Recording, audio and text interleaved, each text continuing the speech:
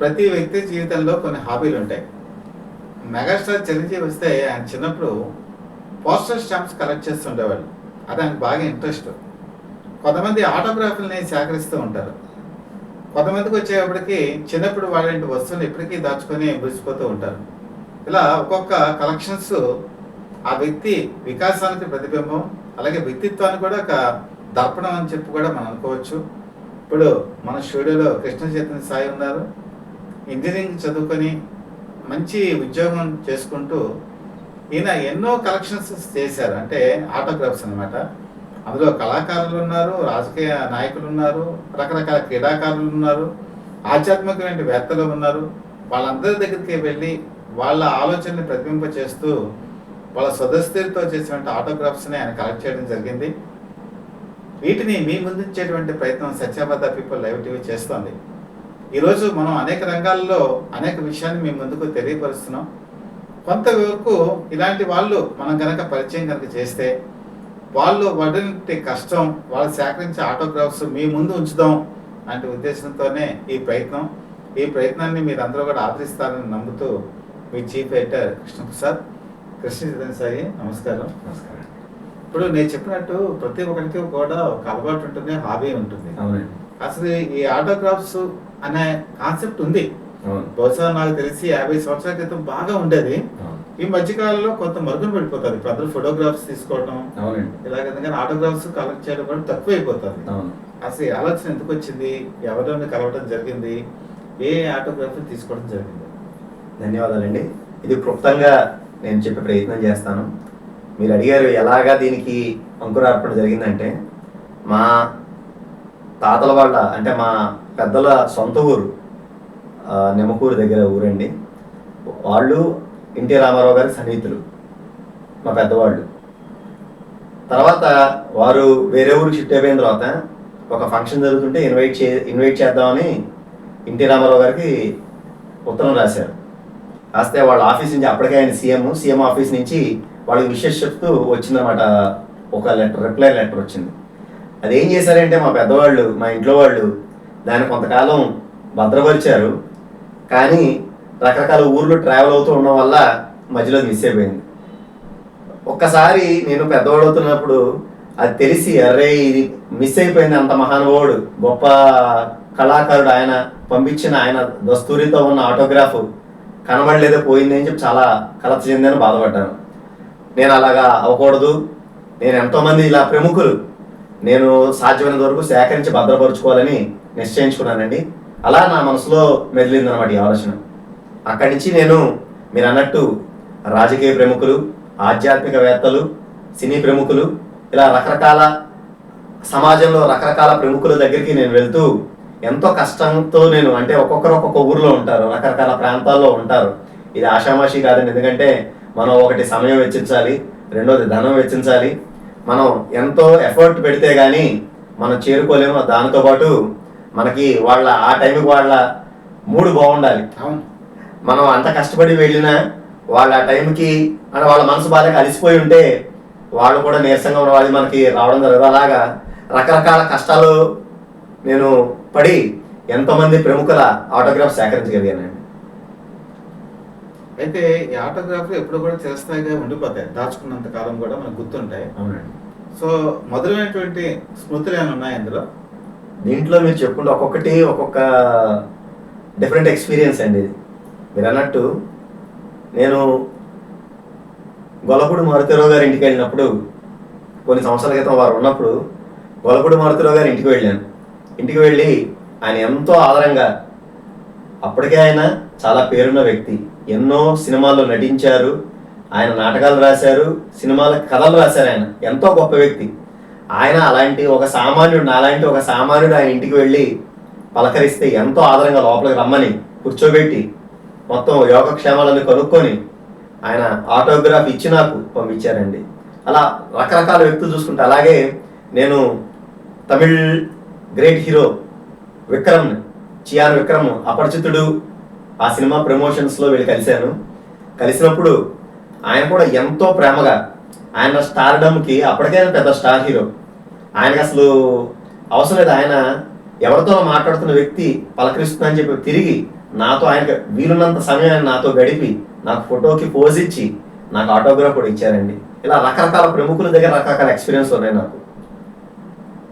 నేను కూడా ఒక చిన్న ఎగ్జాంపుల్ చెప్తాను అనుకుంటున్నా ఈ ఆటోగ్రాఫ్ అనే విషయం వచ్చేప్పటికి. నేను చినగంజలో ఉండేటప్పుడు ప్రకాశం డిస్ట్రిక్ట్, అది ఒంగోలుకి దగ్గరలో ఉంటుంది, చిరాలకు కూడా దగ్గరలోనే ఉంటుంది.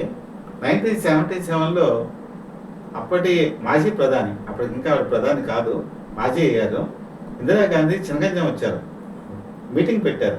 మీటింగ్ పెట్టినప్పుడు నేను ఆవిడ దగ్గర ఆటోగ్రాఫ్ తీసుకోవడం జరిగింది. అంటే ఆ తర్వాత మళ్ళీ 80s ఆవిడ ప్రధానమంత్రి అయ్యారు. అది ఒకటి నేను మర్చిపోలేను. అలాగే సూపర్ స్టార్ కృష్ణ ఎస్ నేనంటే నేనే అని చెప్పేసి ఇక్కడ విశాఖపట్నంలో షూటింగ్ జరుగుతుంది. ఆంధ్ర యూనివర్సిటీలో ఫంక్షన్కి ఆయన అటెండ్ అయ్యారు. ఆయన దగ్గర కూడా నేను ఆటోగ్రాఫ్ తీసుకున్నాను. పెళ్ళని చెప్తే వినాలి, ఇది కొవ్వూరులో సినిమా షూటింగ్ జరుగుతుంది. మీనా దగ్గర నుంచి సాగరిక ఆవిడ దగ్గర నుంచి కూడా నేను ఆటోగ్రాఫ్ తీసుకున్నాను. త్యాగరాజ్ గారి దగ్గర నుంచి తీసుకున్నాను. ఎందుకు చెప్తున్నామంటే ఈరోజు ఇందిరాగాంధీ లేరు, సూపర్ స్టార్ కృష్ణ లేరు, కానీ వాళ్ళు ఇచ్చినటువంటి ఆ మెమరీ అనేది మనకు ఉండిపోతుంది. అవునండి. కాబట్టి ఇది చాలా మంచి విషయం. ఫోటోగ్రాఫర్ చాలా మంది తీసుకుంటారు, ఆటోగ్రాఫర్ కూడా తీసుకొని మనం భద్రపరుచుకొని ఈరోజు మన డిస్ప్లేలో కూడా ఇవన్నీ కూడా మనం చూపించబోతున్నాం. కృష్ణ చైతన్య సాయి ఎంతమంది దగ్గర ఇలా కష్టపడి వెళ్ళి తీసుకోవడం అనేది. అయితే ఈ అనుభవాలు ఏం నేర్పించాయి జీవితంలో?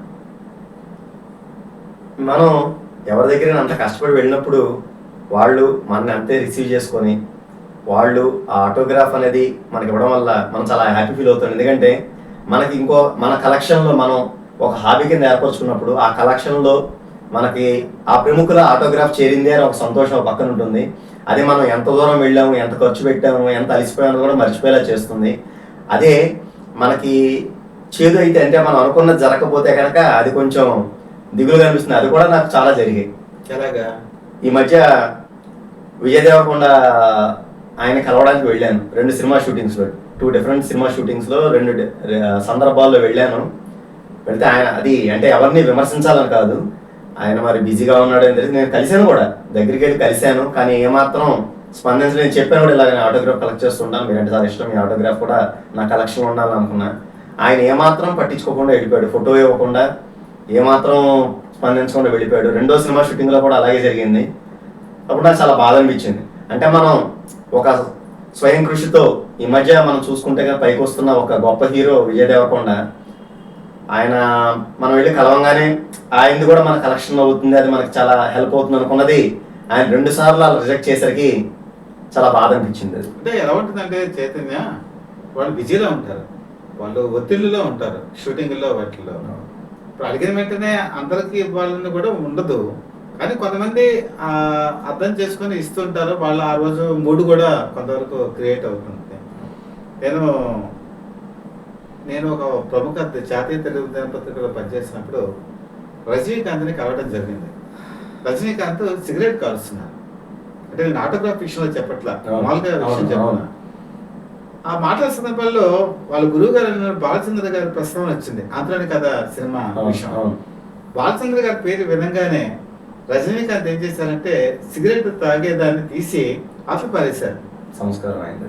అంటే వాళ్ళ గురువు గారి పేరు అలా వినపడంగానే ఆ తాగుతున్న సిగరెట్ తీసి పారేశారు. నాకు చాలా ఆశ్చర్యపించి అడిగాను, కానీ మీరు ఇలాగా అంటే మా గురువు గారు ఉన్నప్పుడు నేను సిగరెట్ తాగను, గురువు గారు మనసులోకి వచ్చినా కూడా నేను సిగరెట్ తాగను, ఆయన తలంపుకి వచ్చినప్పుడల్లా కూడా నేను ఆయన గౌరవిస్తానని చెప్పారు ఆయన.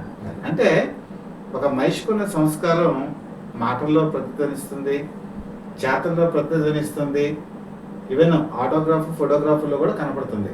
అంటే వాళ్ళ బిజీ షెడ్యూల్స్ కూడా కొంతవరకు ప్రభావితం అయితే దాన్ని మనం తప్పుగా మనం అర్థం చేసుకోకూడదు. ఒకటి, వాళ్ళు బిజీగా లేనప్పుడు ఖాళీ సమయంలో ఉన్నప్పుడు ఖచ్చితంగా ఎవరైనా వాళ్ళ అభిమానులు సంతృప్తిపరచడానికే ప్రయత్నం చేస్తారు. ఇప్పుడు ఇందిరాగాంధీ ఆ రోజుల్లో మరి ఆవిడ అందరికీ ఇచ్చేవారు కదా, కాబట్టి ఆవిడ కూడా బిజీ షెడ్యూల్స్ చేసినప్పుడు కొంతమందికి ఇవ్వలేకపోయి ఉండొచ్చు, దాన్ని మనం వేరే విధంగా అర్థం చేసుకోలేం. ఏదేమైనా సరే ఇది ఒక మంచి హాబీ. ఈ రోజు యువత ఈ దాన్ని యాక్చువల్గా పూర్వం ఏంటంటే చదువుకున్న రోజుల్లో ఒక సినిమా స్టార్స్ లేకపోతే పొలిటీషియన్స్ కాదు, ఈవెన్ వాళ్ళ మాస్టర్ దగ్గర నుంచి కూడా తీసుకునేవాళ్ళు. అవును. వాళ్ళు మంచి మంచి కొటేషన్స్ రాసేవాళ్ళు. అవును.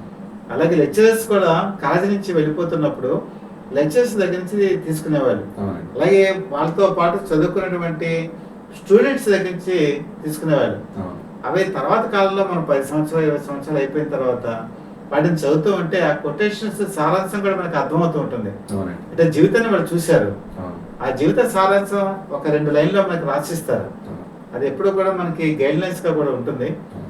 దాని ప్రకారం కూడా చూస్తే చాలా ముఖ్యమైనది ఇది. అవునండి. కాబట్టి ఒక చిన్నప్పుడు చదువుకునే స్నేహితుల దగ్గర నుంచి కానీ, లేకపోతే కొలీగ్స్ దగ్గర నుంచి కానీ, ఉద్యోగంలో చేసినప్పుడు రిటైర్ అయిపోయిన తర్వాత వస్తున్నప్పుడు కానీ వాళ్ళ దగ్గర నుంచి కూడా తీసుకుంటే బాగుంటుంది. ముఖ్యంగా మనకి జన్మనిచ్చిన తల్లిదండ్రులు అవునండి. వాళ్ళ దగ్గర నుంచి కూడా ఆటోగ్రాఫ్లు తీసుకోవాలి. అవునండి. అవును. ఎందుకంటే వాళ్ళు చెప్పదలుచుకుంది ఆ కొటేషన్స్ లో చెప్తారు. అవునండి. అలాగే మన బంధువులు కూడా. అవునండి. సో వాటిని కూడా నువ్వు తీసుకునే ప్రయత్నం చేస్తే బాగుంటుందని నా ఉద్దేశం. అవునండి. నా కలెక్షన్లో చాలా ఉందండి. ఉమ్. మీకు ఒక్కసారి దీన్ని అనిదాభించకుండా దీన్ని నా కలెక్షన్స్ చెప్తాను. నేను సినీ ప్రముఖుల దగ్గర ఎంతోమంది దగ్గర కలెక్ట్ చేశాను.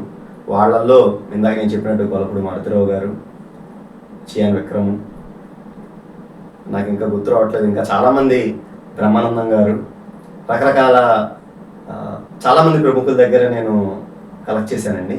అలాగే మనం చూసుకుంటే కనుక ఆధ్యాత్మికవేత్తలు సామవేద శర్మ గారు, తర్వాత మన గరికపాటి నరసింహారావు గారు, ఆ తర్వాత మాడుగుల నాగపటి శర్మ గారు, ఇలా అవధానం చేసిన మిగతా మేడసాని మోహన్ గారు కూడా ఉన్నారు. చాలా గొప్ప అవధాన ఆయన మేడసాని మోహన్ గారు. తర్వాత సంగీతంలో మీరు తీసుకుంటే కనుక మొన్న స్వర్గస్థులయ్యారు, శివైక్యం పొందిన, విష్ణు సాయుధ్యం పొందిన శ్రీ గరిమెళ్ళ బాలకృష్ణ ప్రసాద్ గారు, ఆయన సేకరించాను. అలాగే ఎంతో ఖ్యాతి పొందిన అదే కోవకు చెందిన శ్రీ శోభారాజు గారు, శ్రీమతి శోభారాజు గారి దగ్గర ఆవిడ ఆటోగ్రాఫ్ నేను కలెక్ట్ చేశాను. అలాగా చూసుకుంటూ పోతే కష్టపడి ఒక్కొక్క ప్రాంతంకి వెళ్ళి ఒక్కొక్క ఊరు వెళ్ళి ఎంతో కష్టపడి రకరకాల ఆటోగ్రాఫ్స్ కలెక్ట్ చేసిన. అలాగే రాజకీయవేత్తలు చూస్తే కనుక మన శ్రీకాకుళం ఎంపీ రామ్మోహన్ నాయుడు గారు, అలాగే మన లోక్సత్తా చీఫ్ అయిన జయప్రకాష్ నారాయణ గారు, అలాగే మన సిబిఐ మాజీ జాయింట్ డైరెక్టర్ ఆయన దగ్గర నుంచి మొత్తం వీళ్ళందరి దగ్గర కూడా నా కలెక్షన్ నేను చేశానండి. ఇలా చూసుకో ఇంకా ఎన్నో కలెక్షన్స్ ఉన్నాయంటే నాకు కొన్ని గుర్తు రావట్లేదు ఈ సందర్భంలో. అలాగా రాజకీయ ప్రముఖులు, సినీ ప్రముఖులు, ఆధ్యాత్మికవేత్తలు, సంగీత కళాకారులు, ఇలాగా ఎంతోమంది వెళ్ళి నేను కలెక్ట్ చేశానండి. ఇంకా నా సేకరణ ఇంకోది, ఎందుకంటే ఇంకా చాలామంది ప్రముఖులు ఉన్నారు నేను కలవ. ఎందుకంటే కొంతమంది దగ్గరికి వెళ్ళినప్పుడు మీరు అన్నట్టు ఇందాక వాళ్ళకి సమయం లేక అపాయింట్మెంట్ ఇవ్వకను నాకు చాలామంది ఆటోగ్రాఫ్ సేకరణ కుదరలేదు. ఇంకా నేను సేకరించాల్సింది ఎంతో ఉంది. అవన్నీ చేసి ఫ్యూచర్లో దాన్ని ఒక ఎగ్జిబిషన్ లాగా, దాన్ని అంటే అందరికీ నేను చూపించాలి, నా కలెక్షన్స్ అంతా ఒక వ్యాస్ట్ కలెక్షన్ చేసి దాన్ని ప్రదర్శించాలని కూడా ఒక ఆలోచన ఉందండి. తప్పకుండా ఆ కోరిక నెరవేరాలని నేను కోరుకుంటున్నాను. ముఖ్యంగా ఈ ఆటోగ్రాఫ్స్ విషయంలో వాళ్ళ ఆటోగ్రాఫ్స్ తీసుకుంటూ వాళ్ళ దగ్గర కొటేషన్స్ కనుక ఇచ్చినట్టయితే, కొటేషన్స్ కూడా తీసుకోవడం చాలా మంచిది. ఆ కొటేషన్స్ మన జీవితంలో వాటిని సాఫీగా జరిగేటట్టుగా చూసుకుంటే విజయవంతమైనటువంటి జీవితం అవుతుందని చెప్పి మీరు కోరుకుంటే ఇంకేమైనా చెప్పాల్సిన విషయం ఉందా ఈ విషయంలో? ఏం లేదండి, నేను చెప్పినట్టు కొంతమంది ఈ ఆటోగ్రాఫ్ కలెక్షన్స్కి వాళ్ళు చాలామంది నాకు మంచి అనుభూతులు ఇచ్చిన వారే. ఈ మధ్య కూడా అయ్యప్ప శర్మ గారు, మన సాయి కుమార్ గారి బ్రదర్ అయ్యప్ప శర్మ గారు, ఆయన షూటింగ్ జరుగుతుంటే వెళ్ళాను. వెళ్తుంటే కొంతసేపు వెయిట్ చేయాల్సి వచ్చింది. ఆయన ఆ టైంకి షూటింగ్ రాలేదు, ఇంకా ఆయన స్కెడ్యూల్ టైం అవ్వలేదు. సో ఆయన వచ్చిన తర్వాత నేను చాలాసేపటి నుంచి వెయిట్ చేస్తున్నాను. ఆయన వ్యానిటీ వ్యాన్లోకి పిలిచి మంచినీరు ఇచ్చి ఆ ఏసీ వేసి కూర్చోబెట్టి ప్రేమగా పలకరించి నాకు ఫోటోలకి ఆటోగ్రాఫ్ 2 ఇచ్చారు. అలా ఎంతోమంది, వీరనే కాదు ఎంతోమంది రాజకీయ ప్రముఖులు అవచ్చు, ప్రతి ఒక్కరు వాళ్ళకి ఏమాత్రం అవకాశం ఉన్నా నా ఆటోగ్రాఫ్ కలెక్షన్స్ వాళ్ళు ఎంతో నాకు హెల్ప్ చేశారు, సహాయం చేశారు. ఇంకా నేను చేయవలసింది ఎంతో ఉంది. ఈ ఆటోగ్రాఫ్ కలెక్షన్ ఇంకా చేసి ఇండియాలో అంటే చాలా హైయెస్ట్ ఆటోగ్రాఫ్ కలెక్షన్, ఆ దాంట్లో నా పేరు కూడా ఉండాలి, నా కోరిక ఒకటి ఉందండి. దానికి ఎంతో ప్రయత్నం చేయాలి, ఎంతో మందిని కలవాలి, ఇంకెంతో చేయాలి. అది కూడా జరగాలని నేను మనస్ఫూర్తిగా బాగుంటుంది కోరుకుంటున్నాను. ఇది ముగించే ముందు నా అనుభవం కూడా ఒకటి చెప్తాను. సూపర్ స్టార్ రాజేష్ ఖన్నా, ఆయన హిందీ సినిమా ఇండస్ట్రీలో వెలుగొందుతున్న కాలంలో, తర్వాత కాలంలో కూడా ఆయన సినిమాలు షూటింగ్ చేసేటప్పుడు అభిమానులు వివిధ ప్రాంతాల నుంచి వచ్చేవాళ్ళు. వస్తే వాళ్ళకి ఆటోగ్రాఫ్లు ఇస్తూ వాళ్ళకి ప్రత్యేకంగా కూల్ డ్రింక్స్ తెప్పించి ఇచ్చేవాళ్ళు. అలాగే ఎన్టీ రామారావు నేను ఎమగోళ సినిమా షూటింగ్ అప్పుడు చూశాను. ఆయన సినిమా షూటింగ్ అయిపోయిన తర్వాత మధ్యలో బ్రేక్ వచ్చినప్పుడు తను చూడటానికి అభిమానులు ఏ ప్రాంతాల నుంచి వచ్చారో వాళ్ళందరూ పేర్లు కనుక్కునేవాళ్ళు.